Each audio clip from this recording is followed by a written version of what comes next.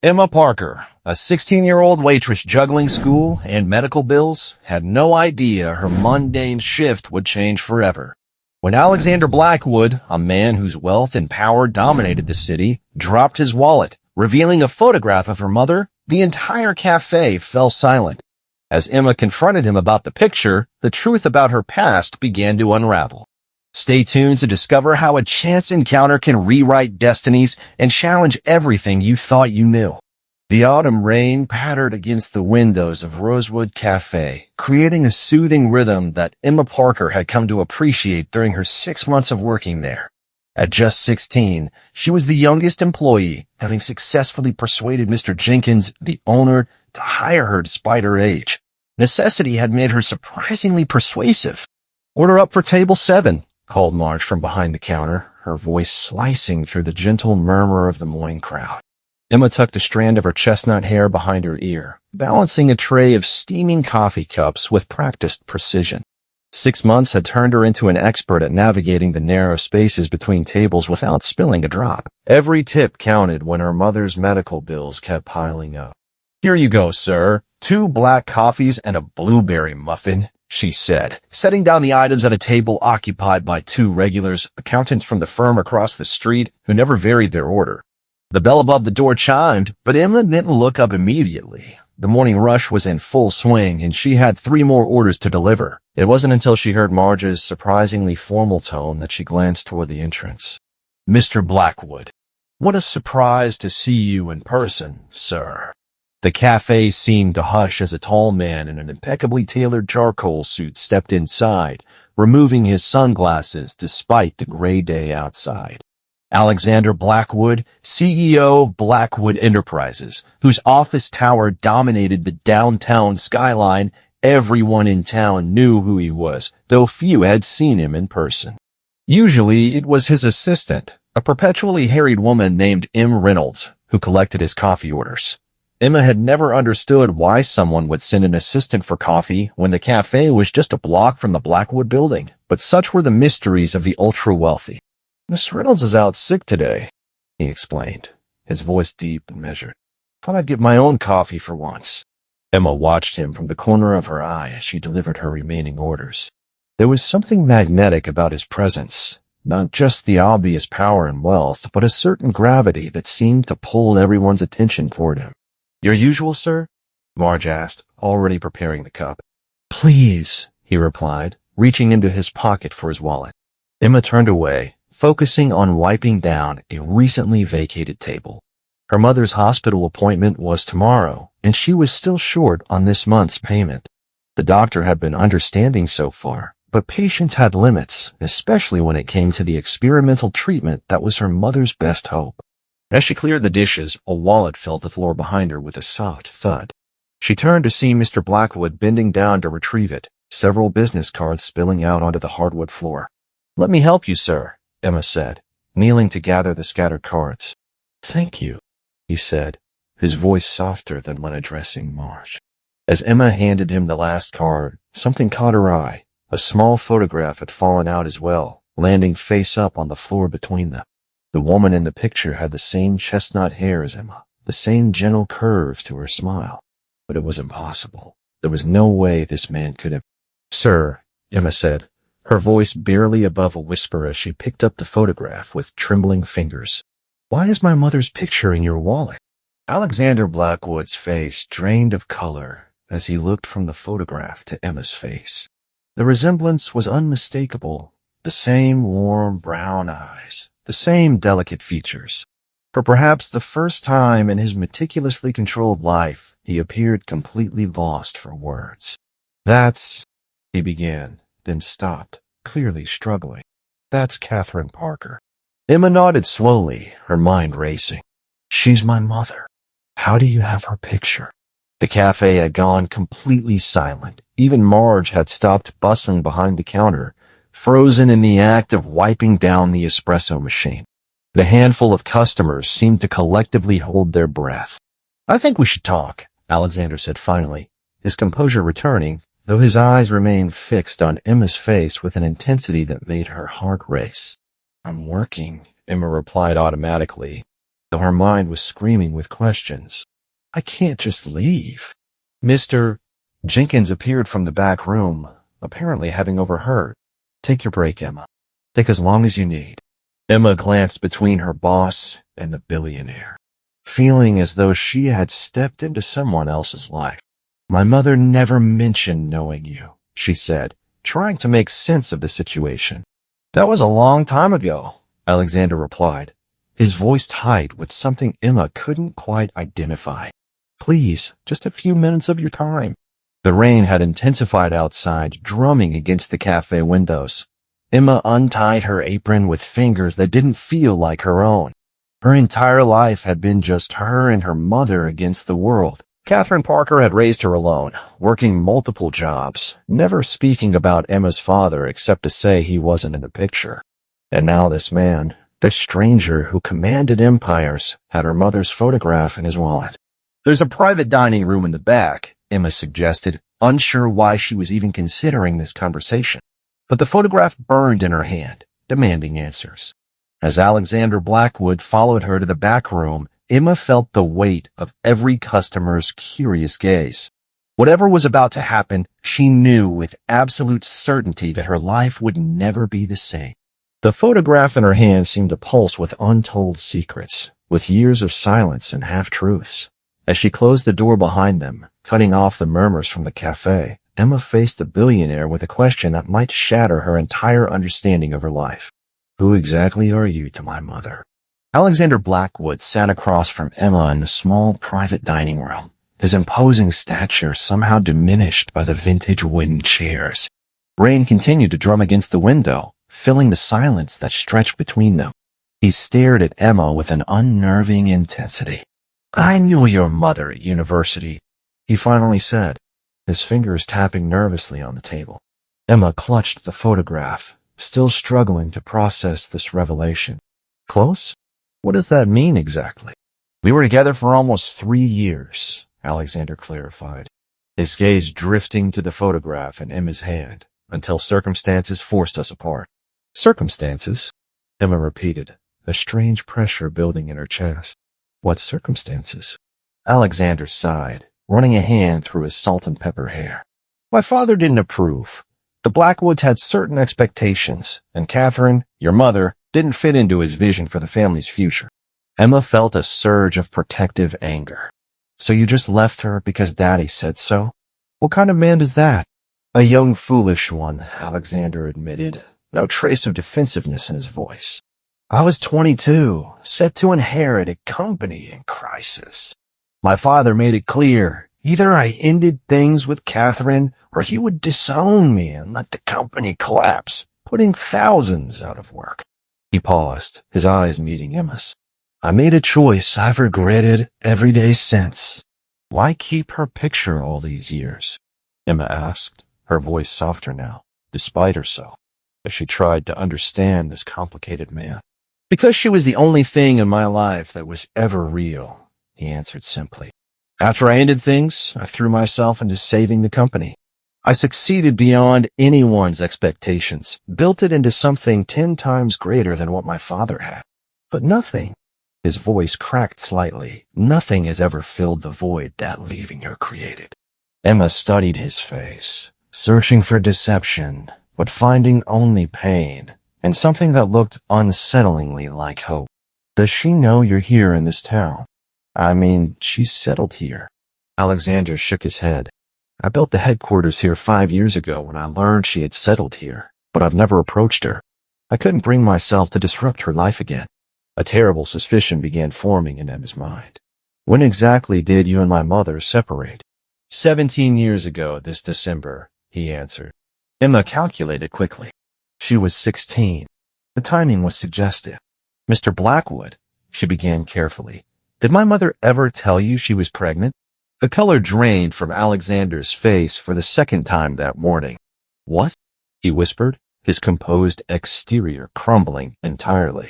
I'm 16, Emma said, watching his expression transform as the implications sank in. She's never told me anything about my father, except that he wasn't in the picture. Alexander stood abruptly, nearly knocking over his chair. She never told me, he said, his voice hollow with shock. I would have... He stopped, visibly struggling to compose himself. Emma, is your mother at home now? I need to speak with her. She's in the hospital, Emma replied, immediately regretting how callously the words came out when she saw genuine fear flash across his face. Hospitals? What's wrong? Is she all right? The questions tumbled out in rapid succession. She has a rare form of lymphoma, Emma explained, the familiar weight of worry settling back on her shoulders. The conventional treatments didn't work. She's on an experimental protocol now, but it's expensive. That's why I'm working here, despite being in high school. Alexander sat back down heavily. How long has she been sick? Almost 2 years now, Emma said. The new treatment is showing promise, but she trailed off, not wanting to articulate her constant fear. Why didn't anyone tell me? Alexander murmured, more to himself than to Emma. Then, with sudden resolve, he pulled out his phone. I'm calling my assistant. I want her transferred to the Mayfield Clinic immediately. They have the best oncology department on the East Coast. Wait, Emma protested, caught off guard by his decisive action. You can't just take over like this. We don't even know if you... She couldn't bring herself to say the word father. Alexander paused, phone in hand. You're right, he conceded, setting the phone down. I'm overstepping. But Emma, there's even a possibility that you're my daughter and Catherine is ill. I want to help. Not to make up for the past, nothing could do that, but because it's the right thing to do. Emma felt torn between suspicion and desperate hope. The medical bills were crushing them, and her mother was getting weaker, despite her brave smiles. She might not want to see you, Emma warned. She never talks about the past. I understand, Alexander replied. But will you at least tell her I'm here? That I want to help? That I never knew? Emma studied him for a long moment. There was sincerity in his eyes that was difficult to dismiss. And yet, where had this sincerity been for 16 years? I'll tell her, she finally agreed, but I can't promise anything.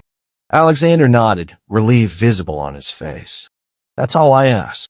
He reached into his jacket and pulled out a business card, writing something on the back before sliding it across the table. My personal number. Call me anytime, day or night.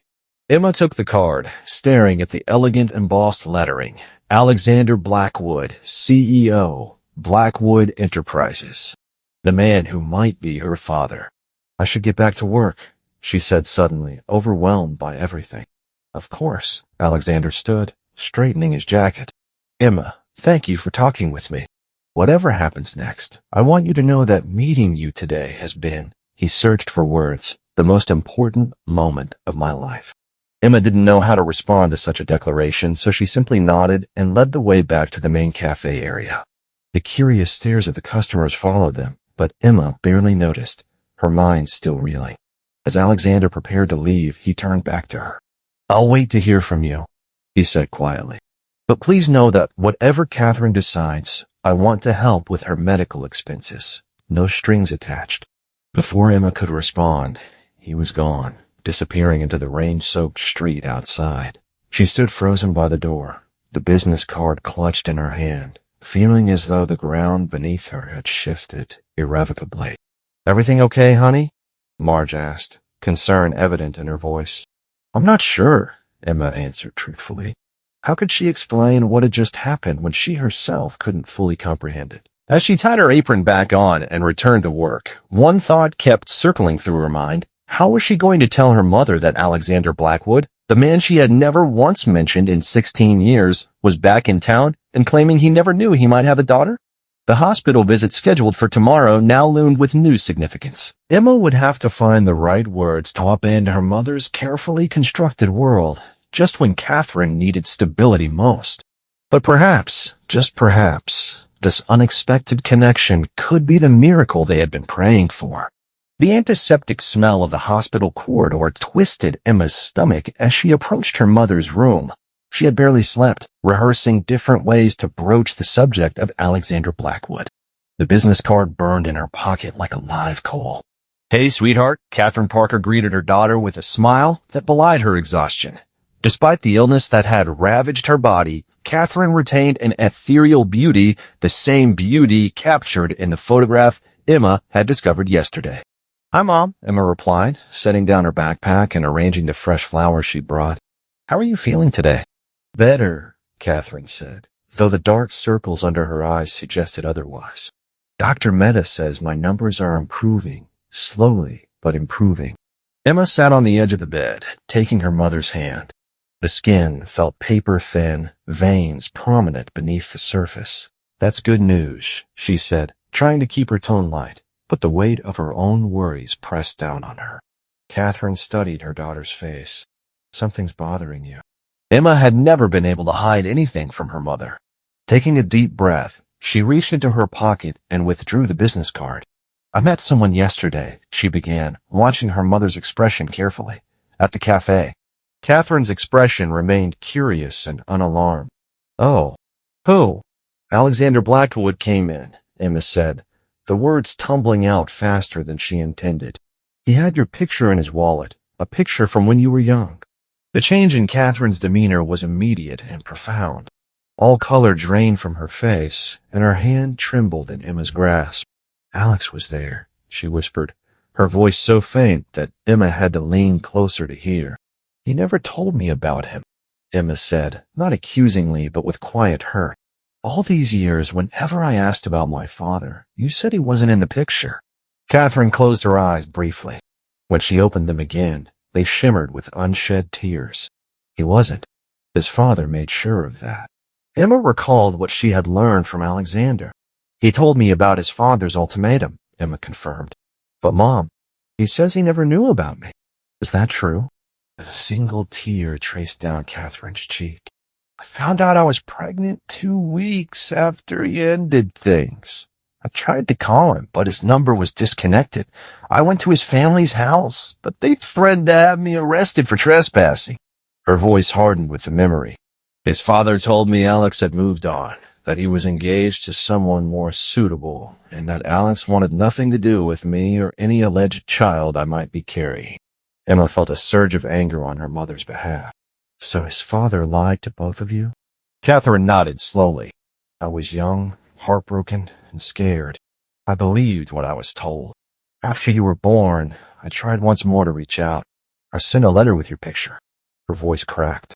It came back unopened, marked return to sender. Another intervention from his father, probably. Mom, he's here in town, Emma said, her heart racing. He has been for years. Apparently, he built his company headquarters here after finding out you lived here. Catherine looked stricken. What does he want after all this time? To help, Emma said simply. When I told him you were sick, he wanted to immediately transfer you to some fancy clinic. I stopped him, but she hesitated. He offered to cover your medical expenses, no strings attached. I don't want his money, Catherine said reflexively, an edge of pride in her voice. Mom, we're drowning in medical debt, Emma pressed. I'm 16 and working instead of focusing on school. If he wants to help, why not let him? Catherine looked away, conflict evident in her expression. It's complicated. Mom, is he my father?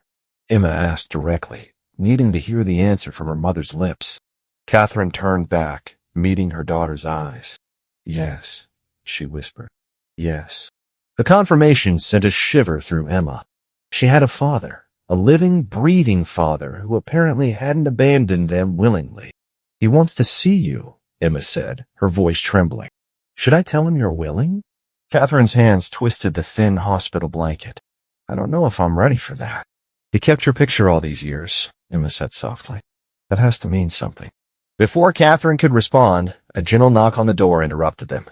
Dr. Mehta entered, her expression serious as she clutched a folder of test results. Ms. Parker, Emma, she greeted them. I have your latest results, and we need to discuss next steps. Emma's heart sank at the doctor's tone. What's wrong? Dr. Mehta sat in the chair opposite Emma. The experimental treatment isn't progressing as we'd hoped. The cancer is showing resistance to the protocol. Catherine closed her eyes briefly, absorbing the blow. What options do we have left? There's a newer treatment available, Dr. Mehta explained, a targeted immunotherapy that's showing promising results for cases like yours. She hesitated. But it's not covered by insurance. Catherine finished for her, a hint of resignation in her voice. Unfortunately, no. It's still in clinical trials at specialized centers. The nearest one is the Mayfield Clinic. Emma's head snapped up. The Mayfield Clinic? That's where Alexander wanted to send you. Recognition dawned on Dr. Meta's face. Blackwood, as in Blackwood Enterprises? They're one of the major funders of the Mayfield Research Program. The coincidence seemed too perfect to ignore. Emma pulled out the business card, holding it up for her mother to see. This might be more than just a random offer, Mom. This might be the only chance. Catherine stared at the card, conflict evident in her eyes. Years of independence warred with maternal instinct, the desperate need to survive for her daughter's sake. Call him, she finally said, her voice barely audible. Emma stepped into the hallway, heart pounding as she dialed the number. Alexander answered on the first ring, as though he'd been waiting by the phone. Emma, is everything all right? We need your help, she said simply. Mom's treatment isn't working, and they're recommending the Mayfield Clinic. Can you still? I'll make the arrangements immediately, he replied without hesitation. Is she willing to see me? Emma hesitated, then decided honesty was best. She's scared and proud and hurt, but yes, I think she is. I'll be there in 20 minutes, Alexander said, and Emma could hear the sound of car keys in the background. As she ended the call and returned to her mother's room, Emma felt caught between hope and fear. Everything was happening so quickly. Yesterday, she'd been a girl with no father and a dying mother. Today, she had found half her missing history, but her mother's condition had worsened. He's coming, she told Catherine, watching as her mother's hand instinctively went to her thinning hair, a gesture so humanly vulnerable that it made Emma's throat tight with emotion. After 17 years, Catherine murmured, Alexander Blackwood is walking back into our lives. I never thought this day would come. Are you angry? Emma asked, settling beside her again. Catherine's eyes held a complexity of emotion. I was for many years. But life is too short for anger, Emma. I learned that when I got sick. She managed a small smile. Besides, how can I regret anything that gave me you? They sat in silence after that, waiting for the arrival of the man whose absence had shaped their lives. Outside the window, the autumn rain had finally stopped, and weak sunlight broke through the clouds, casting long shadows across the hospital floor. A new chapter was beginning, whether they were ready or not. 23 minutes after Emma's call, a soft knock on the hospital room door made both women freeze. Emma glanced at her mother, noting the nervous way Catherine smoothed her blanket and tucked a strand of hair behind her ear. Come in, Emma called, standing protectively near her mother's bed. The door opened, and Alexander Blackwood stepped inside. He carried no flowers, no gifts, just himself, looking remarkably vulnerable for a man who commanded a business empire. His eyes moved first to Catherine, and Emma witnessed a transformation in his expression from tension to something so raw and unguarded that it almost hurt to watch. Catherine, he said softly, her name sounding like both a prayer and an apology on his lips. Hello, Alex, Catherine replied, her voice steadier than Emma had expected. It's been a long time. 17 years, 4 months, and 12 days, he said, not that he'd been counting. A ghost of a smile flitted across Catherine's face, still precise about everything. I see some things don't change, he acknowledged, then his gaze shifted to Emma. Though apparently some rather significant things happened without my knowledge. An uncomfortable silence filled the room until Catherine sighed. You should sit down, Alex. This will be a long conversation. He moved to the chair beside the bed, his movements oddly hesitant for a man accustomed to commanding boardrooms. I've already spoken with Dr. Meta, he said. Everything's arranged for your transfer to Mayfield tomorrow morning. They're expecting you, and their team is reviewing your case now. Catherine frowned. That was presumptuous. Maybe, Alexander conceded, but time is precious. And from what Emma told me about your condition, he trailed off, unable to finish the thought. Thank you, Catherine said after a moment, the words clearly difficult for her. For helping, even though you don't owe us anything. Alexander's expression hardened. Don't I? 17 years, Catherine. 17 years I didn't know I had a daughter. He looked at Emma, pain evident in his eyes. 17 birthdays I missed. First steps, first words, first day of school, everything. Your father, Catherine began. My father was a manipulative tyrant, Alexander interrupted, his voice tight with anger not directed at her, but at the situation. I should have tried harder to find you. I should have known. He died still believing he'd done the right thing, Alexander continued, bitterness edging his voice. Protecting the precious Blackwood legacy from an unsuitable match. If he hadn't suffered that stroke 5 years ago, I wonder if we'd be here now. Catherine's face softened slightly. I'm sorry about your father. Despite everything, Alexander shook his head in amazement. That's who you are, Catherine. Compassionate to a fault, even toward those who hurt you. He glanced at Emma. You got that from your mother, I imagine. She's stubborn like you, though, Catherine offered, a hint of warmth creeping into her voice. And she has your analytical mind, top of her class in mathematics. Pride bloomed across Alexander's face as he looked at Emma. Really? Emma felt a strange flutter in her chest at his evident delight in this small piece of information about her.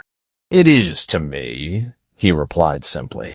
The conversation continued cautiously at first, then gradually warmed as Catherine shared snippets of Emma's childhood and Alexander spoke of his life, the success that had felt hollow, the marriages that had failed because, as he reluctantly admitted, no one had ever measured up to his memory of Catherine. As morning stretched into afternoon, Emma noticed her mother's increasing fatigue. Mom needs to rest, she said, interrupting Alexander's story about a business trip to Tokyo. Of course, he agreed immediately, standing. I should go anyway. There are arrangements to finalize for tomorrow. He hesitated, then added, May I come back this evening?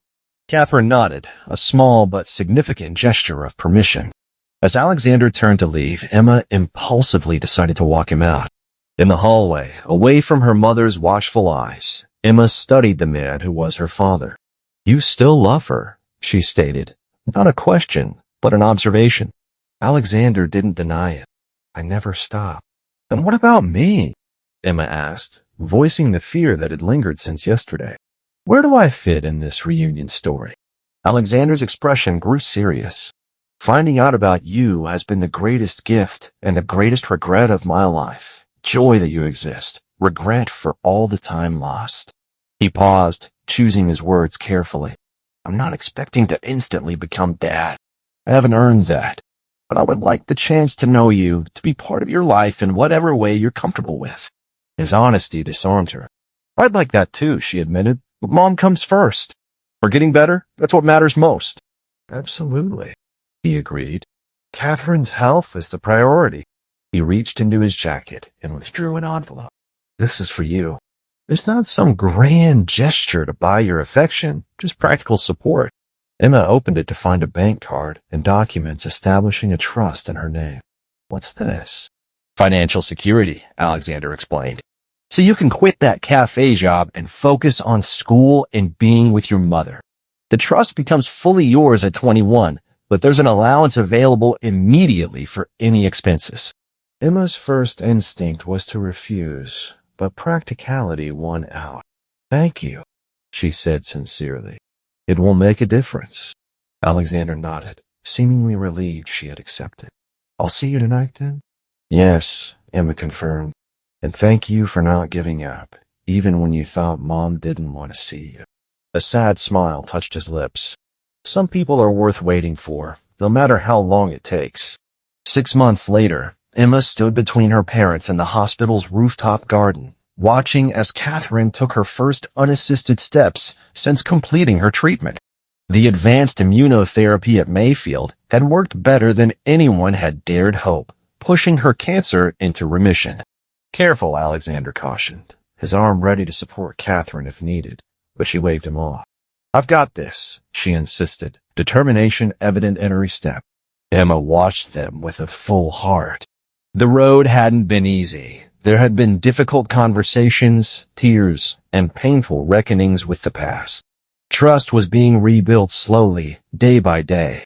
Alexander had moved into a condo near the hospital during Catherine's treatment, visiting daily and eventually breaking through her mother's carefully constructed defenses. When Catherine stumbled slightly, both Emma and Alexander moved to catch her, their protective instincts perfectly synchronized. Catherine laughed, a sound that had become wonderfully common again. My two overprotective Blackwoods, she teased. Emma smiled at the casual use of the name. She hadn't officially changed her surname, but she had grown comfortable with the connection to her father and the new branch of her family tree. We have reason to be protective, Alexander said, his arms settling around Catherine's waist as she allowed him to support her back to the bench. As they sat together, Catherine between them, Emma marveled at how life could change so dramatically. A chance encounter, a photo kept for 17 years, a billionaire's coffee run that altered 3 lives forever. What are you thinking about? Catherine asked, noting her daughter's contemplative expression. About fate, Emma replied, about how sometimes the worst circumstances can lead to something beautiful. Alexander reached across to squeeze Emma's hand. Wise beyond your years, he said proudly, though I prefer you not to share such insights with the board when you start your internship this summer. Emma laughed. No promises. Someone needs to keep you humble, Dad. The word still felt new on her tongue, but increasingly right. Alexander's expression softened every time she used it, as it did now. Catherine leaned her head against Alexander's shoulder, their reconciliation perhaps the most unexpected miracle of all. Second chances were rare, but they had seized theirs with both hands. So, Catherine said, watching a pair of birds circle above the garden. About that conversation we started yesterday. Alexander looked nervous suddenly. You don't have to answer yet. Take all the time you need. Emma grinned, already knowing what her mother would say to Alexander's proposal. She had helped him choose the ring, after all. As the spring sunshine warmed their faces and Catherine gave her answer, the one they all knew was coming, Emma thought about that rainy morning in the cafe and how one small photograph had changed everything, leading them here to this moment of perfect contentment. Some questions, it seemed, were destined to be asked. Some families, no matter how scattered by time and circumstance, were meant to find their way back to each other in the end. A few weeks later, the sun shone brightly as Emma stood by the window of her room, the light spilling in and illuminating the space with warmth. She felt a sense of calm that had been absent for far too long. With her mother's health steadily improving and Alexander becoming a regular presence in their lives, everything seemed to be falling into place. Emma picked up her phone, glancing at the messages from her friends, but her mind was elsewhere. She thought about how much had changed in such a short time. The once looming weight of her mother's medical bills was now lessened, thanks to Alexander's support and the trust he had set up for her. She could finally focus on her studies and enjoy moments that she had long taken for granted.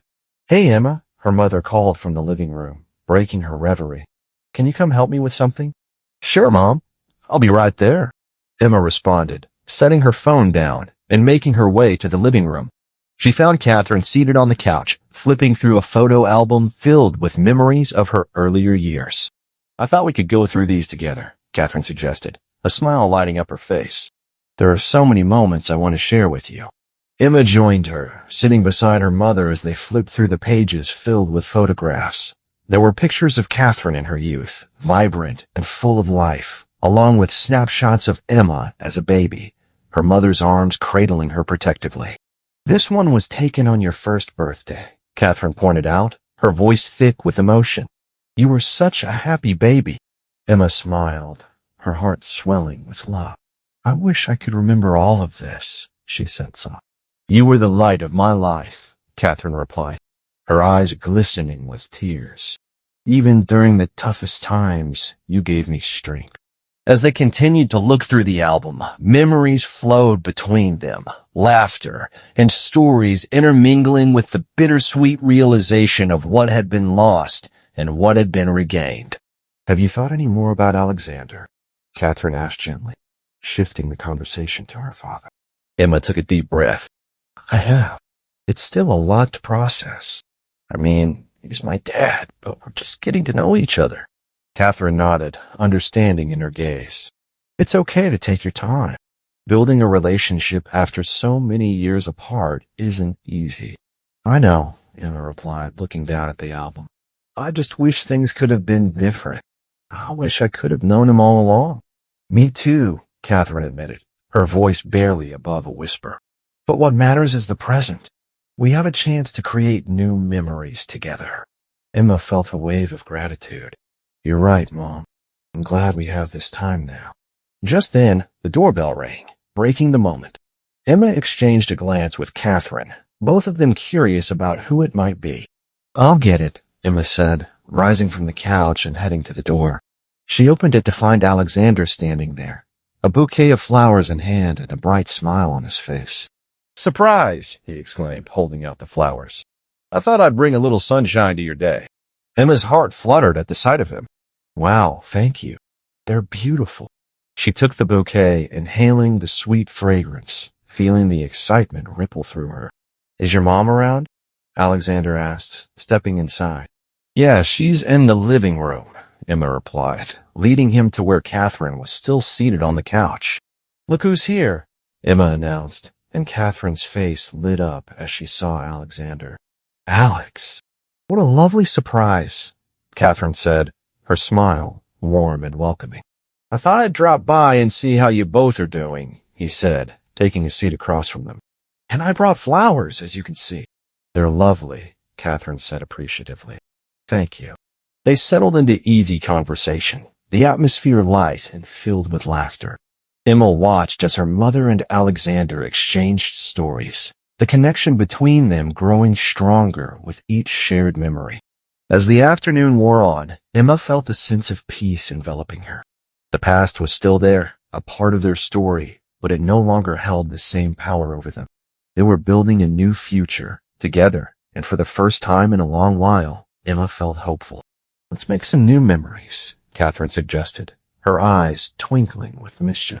How about a family dinner this weekend? Just the three of us? I'd love that, Emma replied, looking at Alexander, who nodded in agreement. That sounds perfect, he said, his smile genuine. As they continued to talk and plan for the weekend, Emma felt a warmth in her heart. It was a new beginning for all of them, and she was ready to embrace whatever came next. The uncertainty that had once filled her life was now replaced with a sense of belonging, and she couldn't wait to see what the future held for their newfound family.